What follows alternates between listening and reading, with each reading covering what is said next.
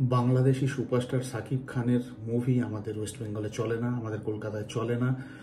দেব, জিৎ, অঙ্কুশ, বনির যে পপুলারিটি সেটা এখানে ওনার নেই। এই স্টেটমেন্টটা দিয়েছেন রানা সরকার, একজন প্রযোজক বা ক্রিটিকও বলা চলে। বাংলাদেশের একজন সাংবাদিককে তিনি ফোন বার্তালাপে, সেখানে সাক্ষাৎকার বলা চলে, সাক্ষাৎকারে তিনি এই কথাগুলো বলেছেন। তো এই ঘটনাটা সামনে আসার পর বাংলাদেশি যে পোর্টালগুলো রয়েছে, news channel, Facebook page, YouTube channel যারা রয়েছে তারা নড়ে চড়ে বসে। এ নিয়ে যথারীতি সেখানে একটা আলোড়ন সৃষ্টি হয়। কিছু ফ্যান বলছে একদম ঠিক করেছে, ঠিক কথা বলেছে, যথার্থ বলেছে। কারণ কমেন্ট সেকশন যদি আমরা দেখি সেই সমস্ত পোর্টাল বা পেজের, সেখানে অনেকে রাইট, ঠিক, সহমত এই ধরনের কমেন্টও করেছেন। তার সঙ্গে এটাও অনেকে বলেছেন সাকিব খান সম্পর্কে তার কোনো ধারণা নেই, তাই তিনি ভুলভাল কথা বলছেন। তো আজ এই ভিডিওতে আমি বিশ্লেষণ করব রানা সরকার যে মন্তব্য করেছেন বাংলাদেশের সুপারস্টার সাকিব খানের সম্পর্কে, সেটা কতটা ঠিক বা কতটা ভুল। সাকিব খান এই নামটা কিন্তু ছোট নাম না বাংলাদেশের ফিল্ম ইন্ডাস্ট্রিতে, অর্থাৎ ঢলিউডে। তো এনার আসল নাম হচ্ছে মাসুদ রানা সাকিব খান। এনার প্রথম মুভি ছিল অনন্ত ভালোবাসা। এই মুভির পরে তিনি আস্তে আস্তে নিজেকে ডেভেলপ করেন, নিজের পায়ের তলার জমি শক্ত করেন। বর্তমান সময় দাঁড়িয়ে তিনি বাংলাদেশের one of the highest paid actor. তো কিং অফ ঢলিউড বলা হয় ওখানে। আমাদের যদি ইন্ডিয়ান ফিল্ম ইন্ডাস্ট্রিকে দেখি, আমাদের বলিউড ফিল্ম ইন্ডাস্ট্রিতে যেরকম বাদশা বা কিং, আমরা Shahrukh Khan, one and only Shahrukh খানকেই মনে করি বা সেই উপাধি তাকে দিয়েছি। আবার আমাদের যদি টলিউডে চলে আসে, আমাদের বাংলা ফিল্ম ইন্ডাস্ট্রিতে, সেখানে আমরা প্রসেনজিৎ চট্টোপাধ্যায়কে বাদশা বা কিং হিসাবে চিনি বা অভিভূত করি। সেরকমই শাকিব খান হচ্ছে কিং অফ ঢলিউড।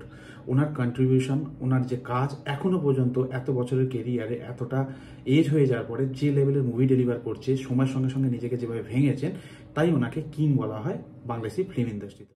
ইতিমধ্যে সাকিব খান অর্থাৎ বাংলাদেশি সুপারস্টার বা কিং অফ ঢলিউড, তিনি আমাদের এই দেশের কিছু মুভিতে কাজ করেছেন, অর্থাৎ বাংলাদেশ এবং ভারতের যৌথ প্রযোজনা কিছু মুভিতে কাজ করেছেন। আর সেখানে দেখা যায় আমাদের বাংলা ফিল্ম ইন্ডাস্ট্রির প্রথম সারির কিছু নায়িকা তার সঙ্গে কাজ করেছেন, নায়িকা হয়েছেন তার মুভিতে।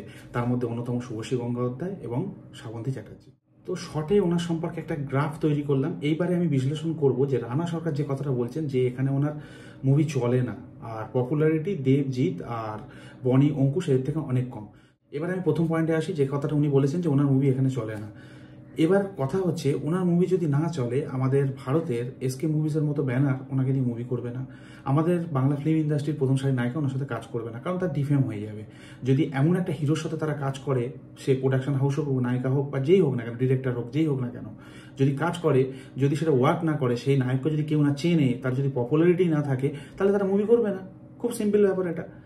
তাহলে আমাদের এই প্রযোজক সংস্থা যারা রয়েছে বা নায়িকারা কেন ওনার সাথে কাজ করতে গেছে? যদি ওনার মধ্যে সেই ব্যাপারটা না থাকে, যদি সেই রকম ওনার পপুলারিটি না থাকে। আর এই যে অঙ্কের হিসাবটা না, এটা প্রডিউসাররা অনেক ভালো বোঝেন, তারা একটা গ্রাফ তৈরি করেন, তারপর তাকে দিয়ে মুভি করান। আর সাকিব খান দিয়ে কেন মুভি করাবেন? এক্সপেরিমেন্টাল, ঠিক আছে, মানছি, একটা এক্সপেরিমেন্ট করে দেখছে যে ওনার এখানে কিরকম ফ্যান বেস রয়েছে, কিন্তু বারংবার তো হবে না। যেখানে আমাদের জিৎ, দেব, প্রসেনজিৎ চট্টোপাধ্যায়, অঙ্কুশ, বনি এদের মতো হিরোরা রয়েছে, মিঠুন চক্রবর্তী এসে মাঝে মাঝে কাজ করছেন।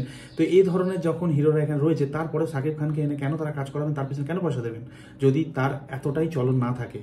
তো এই হিসাবটা না প্রডিউসাররা অনেক ভালো বোঝেন। তাই কোথাও মনে হয়, আমি অ্যাকচুয়াল ওনার যে গ্রস কালেকশন আমার কাছে নেই, আমি দেখিও নি, শুধু তৎক্ষণিক আমি একটা রিয়াকশন বা বিশ্লেষণ করছি সাকিব খান সম্পর্কে বা ওনার মন্তব্য সম্পর্কে। তো সেটা করতে গিয়ে যা দেখলাম, যতটুকু আমি রিসার্চ করলাম, এনার একটা পপুলারিটি রয়েছে ভারতে, তার জন্য প্রডিউসাররা বা আমাদের প্রথম সারির নায়িকারা ওনার সাথে কাজ করতে দ্বিতীয়বার ভাবেন। তাই আমার মনে হয় প্রডিউসাররা ভালো টাকা রিটার্ন পায় বলে এনাকে যে বারবার মুভি করায়। একবার তো না, একবার নয় এক্সপেরিমেন্ট করলো, একবার নয় চ্যালেঞ্জ বা কোনো রিস্ক নিল, বাট বারবার তো করবে না। যেখানে বর্তমানে এখানে জিৎ, দেব, প্রসেনজিৎ চট্টোপাধ্যায়, তারপরে অঙ্কুশ, বনি এরা রয়েছে, মিঠুন চক্রবর্তীও কাজ করছেন। তো এরা থাকাকালীন বাংলাদেশি সুপারস্টার বা সেখানকার কোনো হিরোকে এনে কাজ করাচ্ছে, নিশ্চয়ই তারা রিটার্ন পায়। আর সেই তারা অ্যানালাইজটা করেই তারপর টাকা ঢালছে। কেউ ইচ্ছা করতে জলে টাকা দেবে না। খুব সিম্পল ব্যাপার। এবার ওনার দ্বিতীয় পয়েন্টটা বিশ্লেষণ করব, যে বর্তমানে আমাদের ওয়েস্ট বেঙ্গলে যেটা জিৎ, দেব, প্রসেনজিৎ চট্টোপাধ্যায় নাম উনি করেনি, তাও আমি বললাম, অঙ্কুশ, বনি এদের যে পপুলারিটি, উনি যেটা বলেছেন যে এদের ধারে কাছে নেয় পপুলারিটি। তো এই কথাটা কোনো অংশে ঠিক, কারণ রেগুলারলি এরা এখানেই কাজ করে, এদের ফ্যানবেস এখানে হওয়া অস্বাভাবিক কিছু না। কারণ এই দেশের মানুষেরা রেগুলার এখানে কাজ করছে, কানেকশনটা তাদের সাথে অডিয়েন্সের বেশি। আর তিনি একটা অন্য দেশে অন্য অডিয়েন্স জনের মধ্যে কাজ করেন, সেখানে গিয়ে দেখুন তার পপুলারিটি কি। আমাদের দেবের পপুলারিটি বাংলাদেশে যতটা থাকবে না, সাকিব খানের তার থেকে বেশি থাকবে, এটাই স্বাভাবিক, কারণ তার নিজের দেশ সেটা, তার নিজের ঘর সেটা। এইবার কি হয়, যেহেতু আমাদের ভাষা এক, কালচার এক, সবকিছু একই রকম, তো আমরা দেখি তার মুভি, দেখতে দেখতে একটা ফ্যান বেস তৈরি হয়।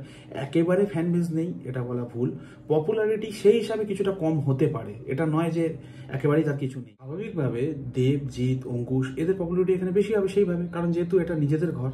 আর সাকিব খানকে তার বাংলাদেশে গিয়ে দেখুন না, তার কি পপুলারিটি রয়েছে। তো এটা খুব স্বাভাবিক ব্যাপার, একটা সিম্পল ক্যালকুলেশন। আর আরেকটা কথা, রানাবাবু যে কথাটা বলছেন, যেভাবে বলছেন, কথাটার মধ্যে কিছুটা ফ্যাক্ট রয়েছে, এটাও একেবারে অস্বীকার করার জায়গা নেই যে এই যে পপুলারিটি বা চলে না, হ্যাঁ অতটা হয়তো চলবে না, অতটা পপুলারিটি নেই, এটা অস্বীকার করার জায়গা নেই। কিন্তু যেভাবে বলা হচ্ছে, যেভাবে কথাগুলো বলা হচ্ছে, আমরা যখন কোনো একটা হিরো বা সুপারস্টার বা বড় নায়ক সম্পর্কে কথা বলবো, সে যে কোনো ফিল্ম ইন্ডাস্ট্রির হোক, একটা সার্টেন ওয়ে থাকবে, সুন্দরভাবে কথাটা বলতে হবে। ক্রিটিক হতে পারেন, আপনি প্রডিউসার হতে পারেন, ডিরেক্টর হতে পারেন, যেই হোক না কেন, একটা বেসিক একটা রেসপেক্ট থাকে সবার, তো সেইভাবে কথা বলতে হয়। আর একেবারে পপুলারিটি নেই বা একেবারে চলে না, এই কথাগুলো যেগুলো বলা হচ্ছে, যদি এটাই হতো না, বললাম না প্রথমে, প্রডিউসারের পয়সা বেশি হয়নি যে তার পিছনে টাকা লাগাবে। বর্তমানে এখানে অনেক ভালো ভালো স্টার রয়েছে, নায়ক নায়িকা রয়েছে, কেন তাদের নিয়ে কাজ করবে না? আর প্রথম সারির নায়িকাদের খেয়ে দিয়ে কাজ নেই, তাদের ফেমটাকে ডিফেম করার জন্য অন্য যে কোনো হিরোর সাথে কাজ করবে। তো সব কিছু একটা রিসার্চ থাকে, সব কিছু সম্পর্কে একটা অ্যানালাইজ থাকে, থেকেই তারা কাজটা করে। হঠাৎ পয়সা হয়েছে আমি করবো বা আমার মনে হলে সাথে করবো, সেটা নয়। আর রানাবাবুর কাছ থেকে এই ধরনের কথাবার্তা আমরা আশা করি না, কারণ কথা বলুক, ক্রিটিক থাকবেই, তারা সমালোচনা করবেই, এটার মধ্যে ভুল নেই। আর উনি যে কথা বলেছেন একেবারে উড়িয়ে দেওয়ার মতো কথা না। যে পপুলারিটি দেব জিতে রয়েছে, সেটা এখানে সাকিব খানের স্বাভাবিক ব্যাপার থাকবে না, বা তারপরে চলে না যে কথাগুলো, একেবারে এরম না। এইভাবে কাউকে আমরা ছোট বা অসম্মান করতে পারি না। সেই তুলনায় তার জায়গাটা অনেকটাই কম, কারণ তিনি অন্য দেশের।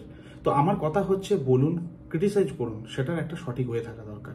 আর রেসপেক্ট দিন, রেসপেক্ট দিলেই তারপর রেসপেক্ট পাওয়া যাবে।